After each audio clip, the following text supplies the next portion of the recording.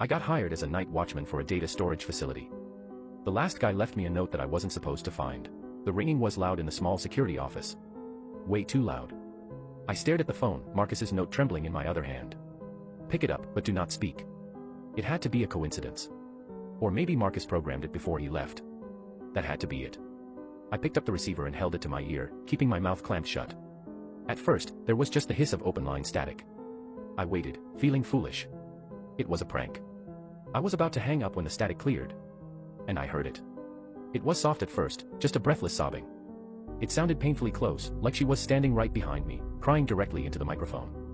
It was a deep, wretched sound of pure heartbreak. I sat there, paralyzed, staring at the wall, just listening. It went on for maybe 2 minutes, though it felt like an hour. The crying turned into wet, racking gasps.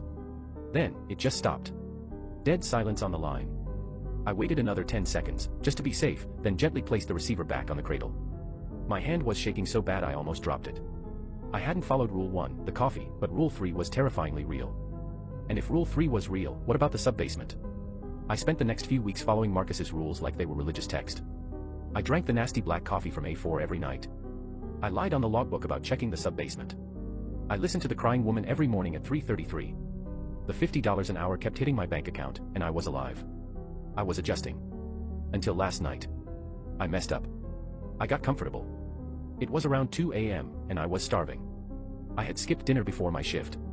I stood in front of the vending machine in the brightly lit break room. Marcus's Rule 1 echoed in my head, do not try to buy the Snickers in D9. I looked at it. It sat right there, behind the glass.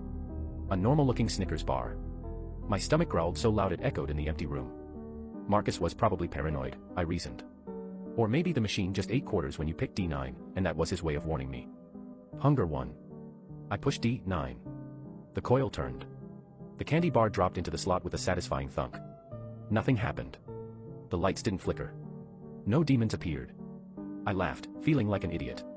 I reached into the slot and grabbed the Snickers. It felt wrong. It was cold. Not just refrigerated cold, but like grabbing a chunk of dry ice. And it was squishy. I brought it up into the light. It wasn't a wrapper. The candy bar was wrapped in what looked like a thick, dark gray membrane, veined with purple. As I held it, the membrane pulsed against my palm, like a weak heartbeat. I screamed and dropped it.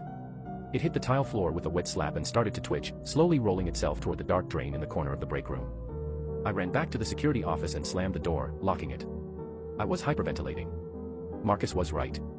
Marcus was right about everything. And then I remembered Rule 4. The one I hadn't needed yet. The one written at the very bottom of the page in hurried, frantic scrawl.